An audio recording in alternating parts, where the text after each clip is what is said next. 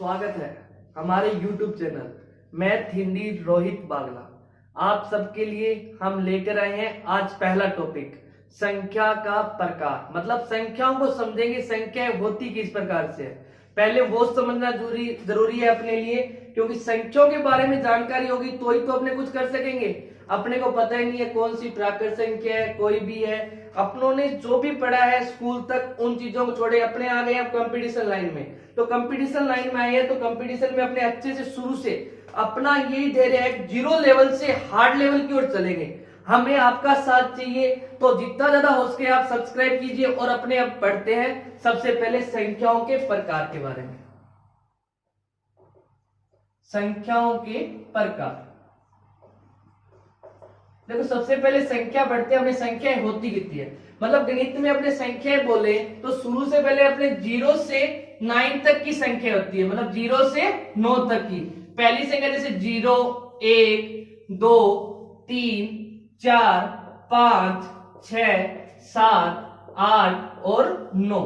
मतलब ये 10 संख्या है। इनसे भी अपने कितनी भी बड़ी संख्या बना सकते हैं। इन 10 संख्याओं को ही अपने मैथ में यूज किया गया। इससे अपने जोड़, गुणा, भाग, तो अपने को यही समझना है इन 10 संख्याओं को कहां कहां यूज किया गया है, क्या क्या बोलते हैं। तो अपने पहले इन 10 संख्याओं के बारे में पढ़ते हैं। देखो, सबसे पहले अपने संख्याओं में अपने ये बताना चाहिए कौन सा इकाई अंक है, कौन सा दहाई है, तो अपने पहले वो पढ़ते हैं। तो अपने सबसे पहले बात करते हैं इकाई अंक की। देखो, जो अपने इसमें संख्याओं गिनते हैं ना, देखो राइट हैंड से लेफ्ट हैंड की ओर गिनते हैं। राइट से मतलब राइट में जैसे पहला अंक होता है वो क्या होता है, इकाई, दहाई, सैकड़ा, हजार, 10,000, लाख, 10 लाख, 10 लाख के बाद 1 करोड़, 10 करोड़, 1 अरब, 10 अरब, 1 खरब, 10 खरब। आगे अपने इसी प्रकार करें तो सबसे पहले उसके बाद क्या आएगा, नील, 10 नील। उसके बाद 1 पदम, 10 पदम, 1 शंख, 10 शंख, समुंदर, 10 समुंदर। तो ये संख्या अपनी निरंतर चलती जाती है, बहुत होती है। पर अपने को ज्ञान कहां तक होना चाहिए, कम से कम 10 खरब तक तो याद करें। इतना पैसा बहुत है अपने पास, इतने पैसे को अपने गिनेंगे तो अच्छा है। ज्यादा करेंगे नील अर्थ, वो भी अपने कमाएंगे। पर अपने को अभी नौकरी लगना है। सबसे पहले अपने उद्देश्य क्या होना चाहिए, नौकरी लगना।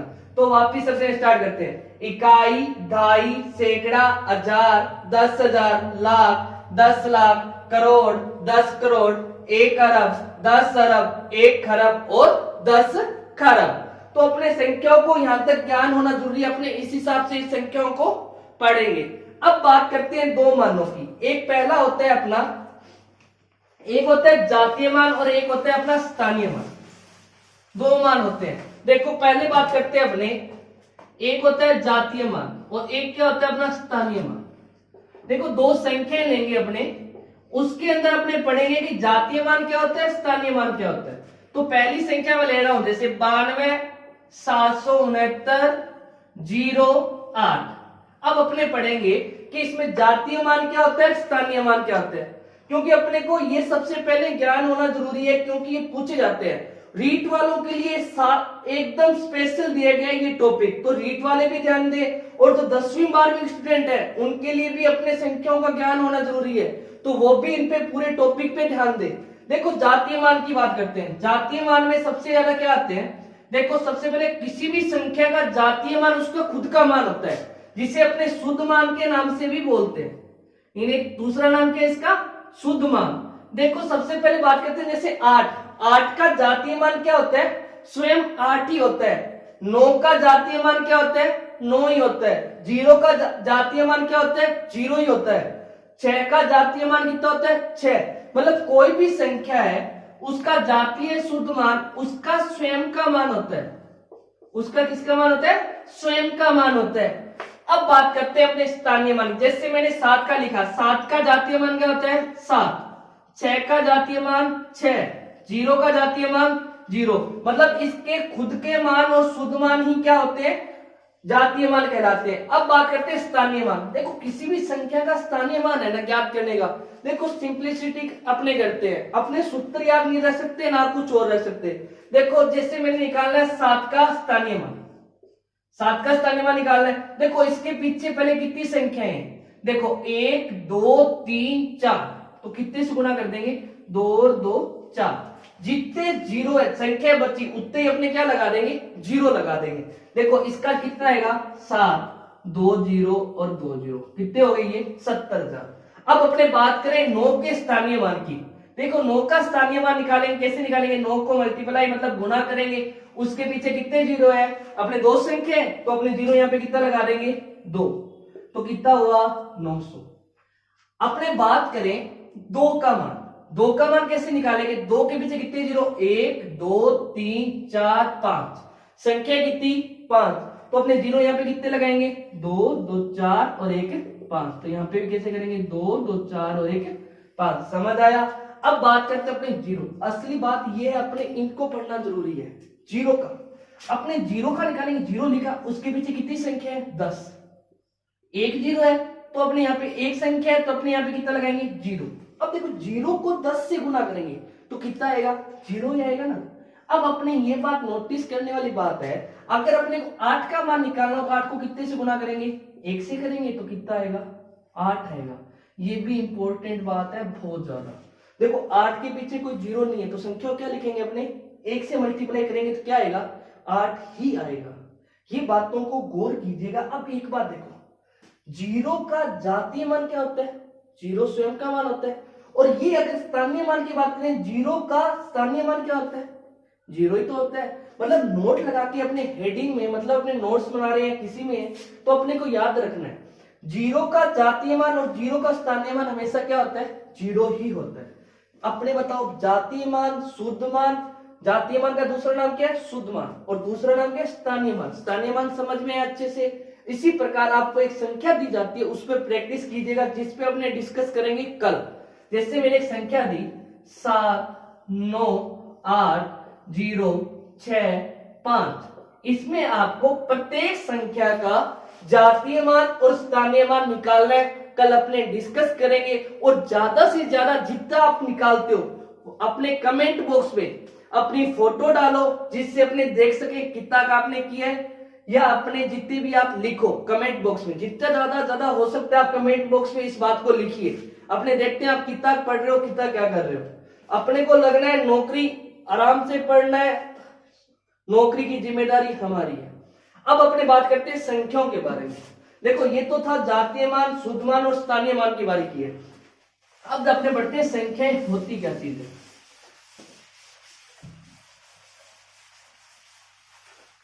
देखो संख्याओं के बारे में बात करते हैं। सबसे पहले अपनी होती है प्राकृत संख्या, जिन्हें बोलते हैं अपने नेचुरल नंबर।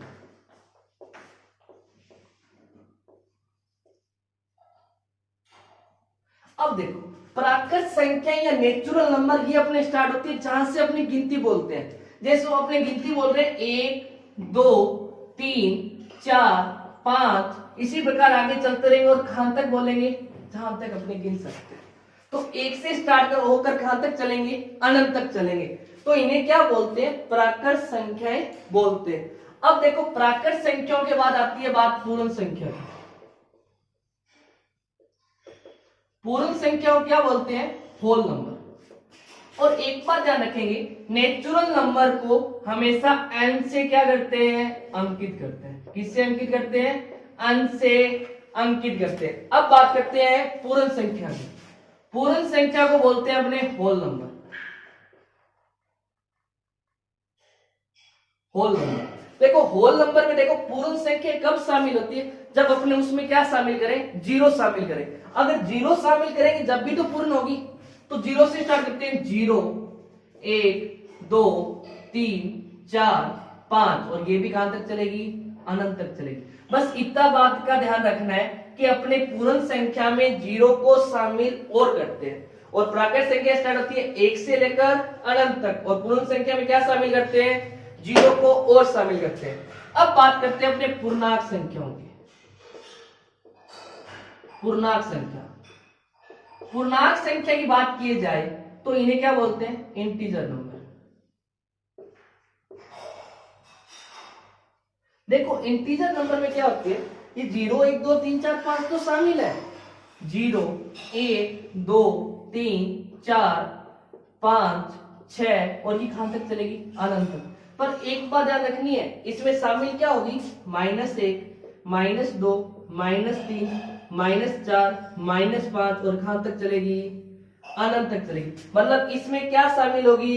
ऋणात्मक संख्याएं और धनात्मक संख्याओं के साथ साथ क्या शामिल होगा? 0 भी शामिल होगा। ये बात समझ में आई। और अपने पूर्ण संख्याओं को किससे अंकित करते हैं? W से। पूर्ण संख्याओं को किससे अंकित करते हैं? W से। और पूर्णांक संख्या को अंकित करते हैं अपने Z से अंकित करते हैं। पूर्णांक संख्या को किससे अंकित करते हैं? Z से अंकित करते हैं। देखो अपनों ने भी पढ़ा है प्राकृत संख्या, नेचुरल नंबर, जिसमें 1 2 3 4 5 और कहां तक चलेंगे? अनंत तक।